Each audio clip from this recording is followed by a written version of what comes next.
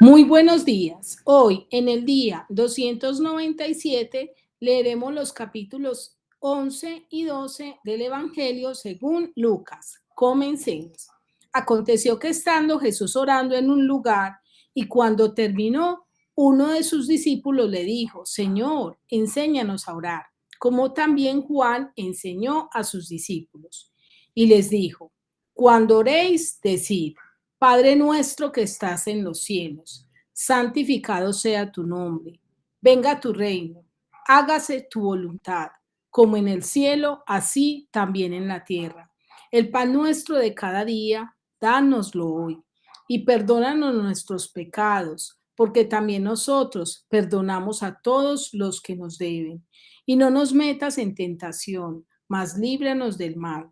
Les dijo también, ¿quién de vosotros que tenga un amigo va en la medianoche y le dice, amigo, préstame 3 panes, porque un amigo mío ha venido a mí de viaje y no tengo que ponerle delante? Y aquel, respondiendo desde adentro, le dice, no me molestes, la puerta ya está cerrada y mis niños están conmigo en cama, no puedo levantarme y dártelos. Os digo que aunque no se levante a dárselos, por ser su amigo, sin embargo, por su importunidad, se levantará y le dará todo lo que necesite. Y yo os digo, pedid y se os dará, buscad y hallaréis, llamad y se os abrirá, porque todo aquel que pide, recibe, y el que busca, halla, y al que llama, se le abrirá. ¿Qué padre de vosotros, si su hijo le pide pan, le dará una piedra? ¿O si pescado, en lugar de pescado, le dará una serpiente? ¿O si le pide un huevo, le dará un escorpión? Pues si vosotros, siendo malos, sabéis dar buenas dádivas a vuestros hijos, ¿cuánto más vuestro Padre Celestial dará el Espíritu Santo a los que se lo pidan? Estaba Jesús echando fuera un demonio que era mudo, y aconteció que salido el demonio, el mudo habló y la gente se maravilló. Pero algunos de ellos decían, por Belcebú, príncipe de los demonios, echa fuera a los demonios. Otros para tentarle le pedían señal del cielo, mas él, conociendo los pensamientos de ellos, les dijo, todo reino dividido contra sí mismo es asolado, y una casa dividida contra sí misma cae. Y si también Satanás está dividido contra sí mismo, ¿cómo permanecerá su reino? Ya que decís que por Belcebú echo yo fuera a los demonios. Pues si yo echo fuera a los demonios por Belcebú, vuestros hijos, ¿por quién los echan? Por tanto, ellos serán vuestros jueces. Mas si por el dedo de Dios echo yo fuera a los demonios, ciertamente el reino de Dios ha llegado a vosotros. Cuando el hombre fuerte y armado guarda su palacio en paz, está lo que posee. Pero cuando viene otro más fuerte que él y lo vence, le quita todas sus armas y en que confiaba y reparte el botín. El que no es conmigo contra mí es, y el que conmigo no recoge desparrama. Cuando el espíritu inmundo sale del hombre, anda por lugares secos buscando reposo y no hallándolo, dice, volveré a mi casa de donde salí. Y cuando llega, la halla barrida y adornada. Y va y entonces va y toma otros 7 espíritus peores que él, y entrados moran allí. Y el postrer estado de aquel hombre viene a ser peor que el primero. Mientras él decía estas cosas, una mujer entre la multitud levantó la voz y le dijo, bienaventurado el vientre que te trajo y los senos que mamaste. Y él dijo, antes, bienaventurados los que oyen la palabra de Dios y la guardan.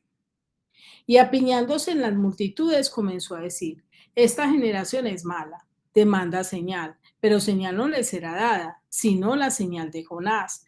Porque así como Jonás fue señal a los ninivitas, también lo será el Hijo del Hombre a esta generación. La reina del sur se levantará en el juicio con los hombres de esta generación y los condenará, porque ella vino de los fines de la tierra para oír la sabiduría de Salomón, y aquí más que Salomón en este lugar. Los hombres de Nínive se levantarán en el juicio con esta generación y la condenarán, porque a la predicación de Jonás se arrepintieron. Y aquí más que Jonás en este lugar. Nadie pone en oculto la luz encendida, ni debajo del almud, sino en el candelero para que los que entran vean la luz. La lámpara del cuerpo es el ojo. Cuando tu ojo es bueno, también todo tu cuerpo está lleno de luz, pero cuando tu ojo es maligno, también tu cuerpo está en tinieblas. Mirad pues, no suceda que la luz que en ti hay sea tinieblas. Así que si todo tu cuerpo está lleno de luz, no teniendo parte alguna de tinieblas, será todo luminoso como cuando una lámpara te alumbra con su resplandor. Luego que hubo hablado, le rogó un fariseo que comiese con él, y entrando Jesús en la casa se sentó a la mesa. El fariseo cuando lo vio, se extrañó de que no se hubiese lavado antes de comer. Pero el Señor le dijo, ahora bien, vosotros los fariseos limpiáis lo de afuera del vaso y del plato, pero por dentro estáis llenos de rapacidad y de maldad. Necios. El que hizo lo de afuera no hizo también lo de adentro. Pero dad limosnas de lo que tenéis, y entonces todo os será limpio. Mas hay de vosotros, fariseos, que diezmáis la menta y la ruda y toda hortaliza, y pasáis por alto la justicia y el amor de Dios. Esto os será necesario hacer sin dejar de hacer aquello. Hay de vosotros, fariseos, que amáis las primeras sillas en las sinagogas y las salutaciones en las plazas. Hay de vosotros, escribas y fariseos hipócritas, que sois como sepulcros que no se ven, y los hombres que andan encima no lo saben. Respondiendo uno de los intérpretes de la ley, le dijo, Maestro, cuando dices esto, también nos afrentas a nosotros. Y él dijo, ay de vosotros también intérpretes de la ley, porque cargáis a los hombres con cargas que no pueden llevar, pero vosotros ni aun con un dedo la tocáis. Hay de vosotros que edificáis los sepulcros de los profetas a quienes mataron vuestros padres, de modo que sois testigos y consentidores de los hechos de vuestros padres, porque a la verdad ellos los mataron y vosotros edificasteis sus sepulcros.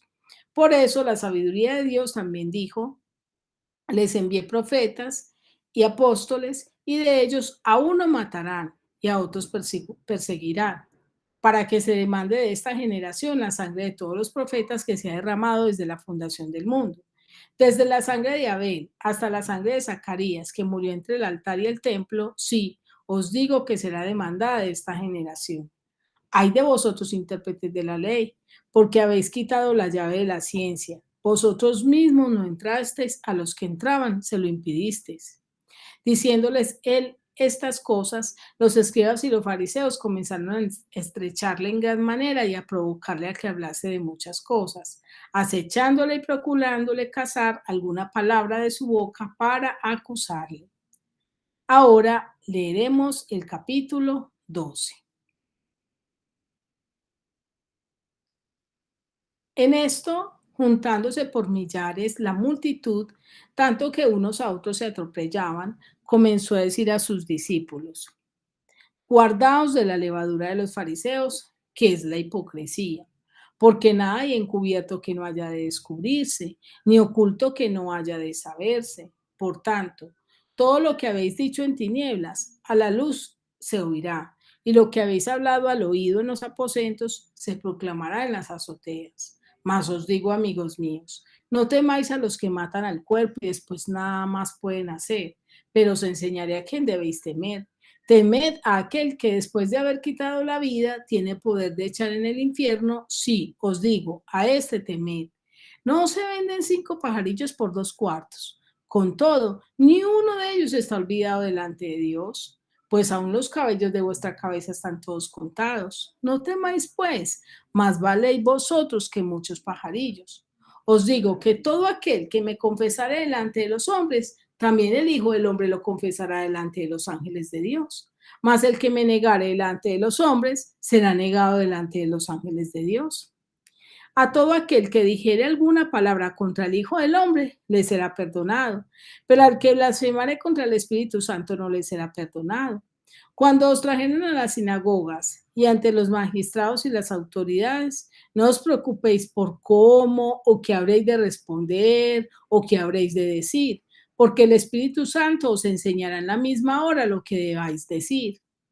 Les dijo uno de la multitud, Maestro, di a mi hermano que parta conmigo la herencia. Mas él le dijo, oh, hombre, ¿quién me ha puesto sobre vosotros como juez o partidor? Y les dijo, mirad, y guardaos de toda avaricia, porque la vida del hombre no consiste en la abundancia de los bienes que posee. También les refirió una parábola diciendo, la heredad de un hombre rico había producido mucho. Y él pensaba dentro de sí diciendo, ¿qué haré porque no tengo donde guardar mis frutos? Y dijo, esto haré, derribaré mis graneros y los edificaré mayores, y allí guardaré todos mis frutos y mis bienes. Y diría mi alma, alma, muchos bienes tienes guardados para muchos años. Repósate, come, bebe, regocíjate. Pero Dios le dijo, necio, esta noche vienen a pedirte tu alma y lo que has provisto, ¿de quién será? Así es el que hace para sí tesoros y no es rico para con Dios. Dijo luego a sus discípulos, por tanto os digo, no os afanéis por vuestra vida, qué comeréis, ni por el cuerpo, qué vestiréis. La vida es más que la comida y el cuerpo que el vestido. Considerad los cuervos, que ni siembran, ni ciegan, ni tiene despensa, ni graneros, y Dios los alimenta. ¿No valéis vosotros mucho más que las aves? ¿Y quién de vosotros podrá con afanarse añadir a su estatura un codo? Pues si no podéis ni aún lo que es menos, ¿por qué os afanáis por lo demás? Considerad los lirios como crecen, no trabajan ni hilan, mas os digo que ni aun Salomón con toda su gloria se vistió como uno de ellos. Y si así viste Dios la hierba que hoy está en el campo y mañana se echa al horno, ¿cuánto más a vosotros, hombres de poca fe?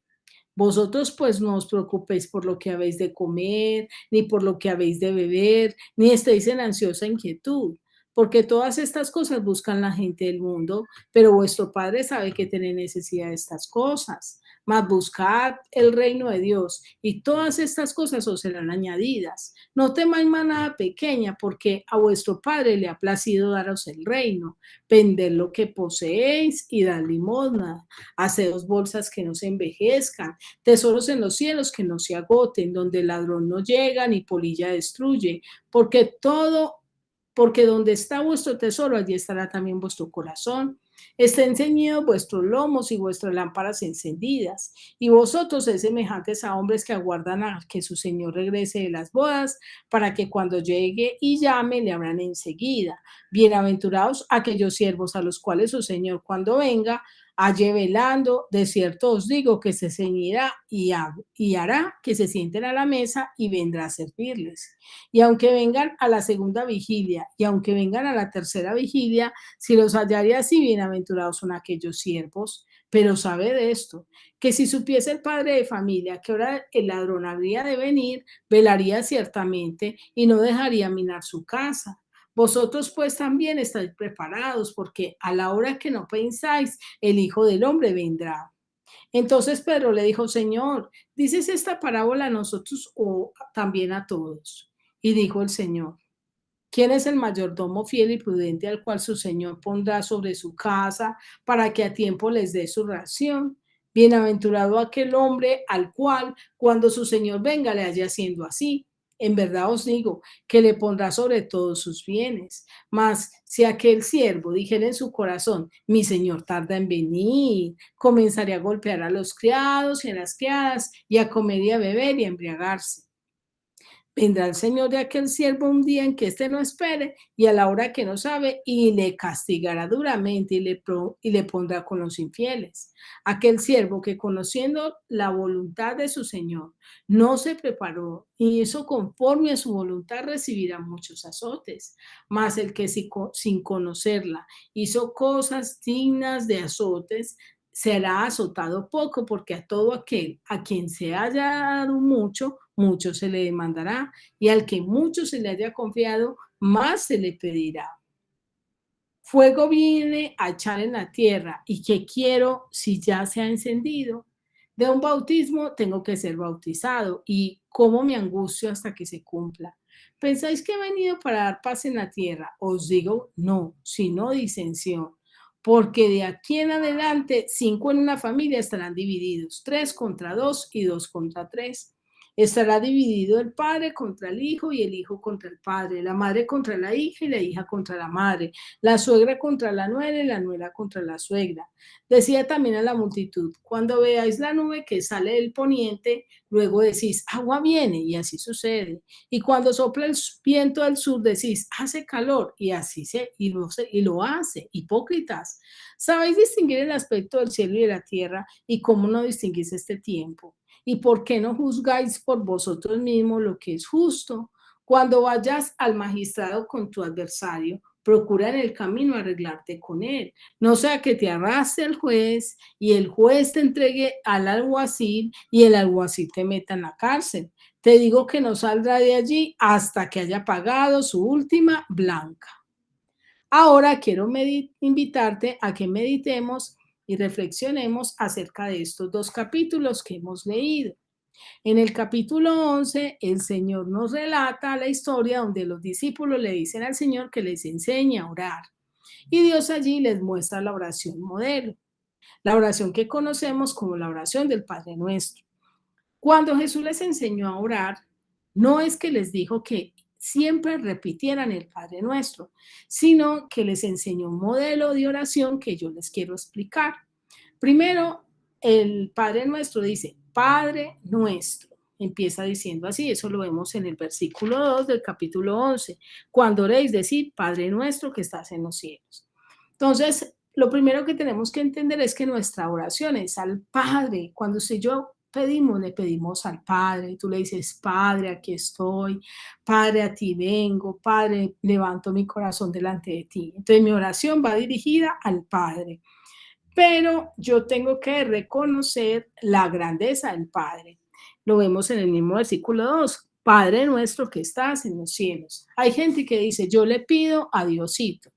Ahí ya falló. Primero, porque no está reconociendo la grandeza de Dios. Primero, porque no le está pidiendo al Padre. Y segundo, porque no está reconociendo la majestad y la grandeza de Dios. Él no es un Diosito, Él es Dios, Él es majestuoso, Él es grande. O yo le pido a Chuchito, no. Yo debo ser respetuosa en la oración. Entonces yo digo, Padre, o Padre, acá estoy, yo te amo, tú estás en los cielos, o reconocer su grandeza, tú eres maravilloso, tú eres majestuoso. Entonces ahí yo reconozco esa grandeza del Señor, pero también reconozco su carácter y aprendo a tener intimidad con Él, porque no es lo mismo decir Padre a decir Padre nuestro. Debo reconocer que Él es mi Padre, que yo soy su hija, porque Él quiso adoptarme como su hija. Versículo 2 dice, santificado sea tu nombre. El nombre para los judíos representaba su carácter, pero también significa intimidad, porque usted puede ver una persona en la calle, más no conocerle su nombre. Cuando usted conoce su nombre es porque de alguna manera ha tenido cierto nivel de acercamiento a la persona. En la palabra de Dios vamos a ver que el nombre de Dios se evidencia de diferentes maneras y refleja su carácter. Por ejemplo, vamos a ver al yo soy, que es el autoexistente, el Dios todopoderoso. Vamos a ver al Dios creador, vamos a ver al Dios que sostiene, al Dios que provee, al Dios que sana. Entonces, a medida que tú vas conociendo los nombres de Dios, Jehová de los ejércitos, que significa Jehová que nos defiende, y a medida que tú vas viendo los nombres de Dios, vas a ir conociendo atributos de Dios, el carácter de Dios, y vas a ir entendiendo y teniendo intimidad con Él. Pero también dice desear el señorío de Dios. Te dice, Padre nuestro, que estás en los cielos. Ya vimos qué significa Padre, qué significa nuestro, que estás en los cielos, reconozco su grandeza, santificado sea tu nombre. Tú empiezas a exaltar sus nombres, a reconocer sus nombres, a reconocer lo que Él ha hecho en tu vida a través que se reflejan en sus nombres. Y luego dice, venga a nosotros tu reino. Está en el versículo 2. ¿Qué significa venga a nosotros tu reino? Cuando hablamos de un reino es porque estamos hablando de un rey. ¿Qué significa? Que hay un Señor. Lo que le estamos diciendo al Señor es que deseamos que Él sea el Señor de nuestra vida, que Él sea quien nos dirija, que Él sea quien nos gobierne, En la oración, qué rico es que nosotros podamos decirle, Señor, yo te entrego mi vida, yo te rindo mi vida, yo te rindo estas áreas de mi vida, te rindo mis emociones, que tú gobiernes sobre mí, que tú tomes el control de mi familia. Señor, mira esta situación en la que me estoy encontrando y entonces empiezas a rendirle al Señor todo, pero también dice, hágase tu voluntad como en el cielo, así también en la tierra, la última parte del versículo 2. Ahí en la oración yo debo desear la voluntad de Dios por encima de la nuestra. Cuando Jesús oró en el Getsemaní, le dijo al Padre, Padre, oró al Padre, si es posible, pasa de mí esta copa, pero no sea como yo quiero, sino como tú. Siempre que oremos a Dios debemos decirle, Señor, este es mi deseo, esto es lo que estoy presentando delante de ti, pero que no sea como yo quiero, sino como usted, Señor. Que se haga su voluntad, que se haga su perfecta voluntad, Señor, que sea lo que usted quiera. Usted sabe qué es lo que me conviene. Usted todo lo conoce y sabe qué es lo mejor para mi vida. También en la oración entendemos que pedimos vamos a ir con una dependencia completa en nuestro sustento, versículo 3. El pan nuestro de cada día, dásnoslo hoy. Mire que podría decirle al Señor, Señor, y que nunca me falte el sustento y ya no tenerle que pedir más. Cuando yo le pido a Dios, estoy reconociendo primero que Él en su amor puede darme, pero en segundo lugar, estoy reconociendo que Él es mi proveedor. Pero en tercer lugar, cuando yo le digo el pan nuestro de cada día, estoy entendiendo que debo tener una dependencia completa de Él. Lo otro es que reconocer que necesitamos su perdón, versículo 4, y perdónanos nuestros pecados. Todos nosotros hemos pecado. La Biblia dice que por cuanto todos pecaron y están destituidos de la gloria de Dios, nosotros debemos confesar nuestro pecado al Señor. Señor, perdona nuestras faltas, perdóname que te fallé, perdóname que he herido a otro, perdóname que he mentido y empezar a confesar al Señor nuestro pecado. Pero también tenemos que perdonar a otros, porque mire que el versículo no queda pidiendo perdón, sino que dice, y perdónanos nuestros pecados porque también nosotros perdonamos a todos los que nos deben. El perdón es un puente por el que usted y yo tenemos que pasar. Cuando usted y yo no perdonamos al otro, no podemos recibir el perdón de Dios. Por eso yo tengo que decir al Señor que me perdone, pero yo también tengo que perdonar a otros. Pedir que nos guarde de la tentación, versículo 4. Y no nos metas en tentación, mas líbranos del mal. Debo decirle, Señor, ayúdame, me falta, soy débil en esto, soy débil en aquello, ayúdame, susténtame, no me dejes que yo te deje, sosténme siempre de tu mano. Y tener en cuenta esos niveles de la oración, porque más adelante dice en el versículos 8 al 9, dice, pedid y se os dará, buscad y hallaréis, llamad y se os abrirá, porque todo aquel que pide recibe, y el que busca halla, y al que llama se le abrirá. Aquí son unos niveles, porque algunos llegamos a la iglesia pidiéndole a Dios algo. Señor, dame este empleo, Señor, sáname de esta enfermedad, Señor, mira esta situación familiar. Pero no nos podemos quedar en ese nivel de pedir. Debemos ir al siguiente nivel, que es el nivel donde yo busco, donde yo ya no solamente es pedir, sino que yo quiero conocer lo que Dios hace. Quiero ver lo que Dios puede hacer en mi vida, entonces me involucro y empiezo a buscar a Dios, pero también empiezo yo a servir al Señor y en ese nivel de buscar, yo empiezo a mirar lo que Dios hace en mi vida y lo alabo por lo que Él hace. Entonces, ahí, por ejemplo, ¿qué ha hecho Dios en mi vida? Me ha transformado. Entonces, en esa oración ya no me quedo solamente en pedir y pedir, sino que le digo, Señor, gracias porque usted transformó mi corazón. Gracias, Señor, porque antes yo era una mentirosa y ahora, Señor, practico la verdad porque antes esto, y empezar a alabar a Dios por lo que Él hace. Gracias, Señor, porque usted ha hecho un día maravilloso. Gracias, Señor, por lo que Él hace en ese nivel de buscar y empiezo a buscar lo que Dios ha hecho. Pero no me puedo quedar en ese nivel, debo ir al nivel más avanzado, que es el nivel de llamar, donde ya yo quiero, ¿a quién llamo yo? aquel con el que no solamente ese es su nombre, sino con el que yo quiero intimar, con el que yo quiero tener comunión. Y allí ya no lo voy a reconocer solo por lo que Él es, sino también por lo que Él hace. Y entonces lo voy es por lo que hace, perdón, sino también por lo que es, y entro en un momento de adoración. Y en el capítulo 12 aprendemos la verdadera vida. La vida es más que apariencia. Aquí nos dice el Señor que nos cuidemos de la apariencia de los fariseos. Nosotros no somos números para Dios. El versículo 7 dice que el Señor aún conoce cuántos cabellos tenemos. Nosotros debemos confiar, confesar a Dios y no negarlo, porque la Biblia dice en el versículo 8 al 9 que el que le confiesa delante de los hombres, Dios lo confesará delante, de delante del Padre, pero el que lo niegue delante de los hombres, Dios no negará delante del Padre. La vida del hombre no es el materialismo. El versículo 15 dice que la vida del hombre no consiste en lo que tiene ni en los bienes que posee.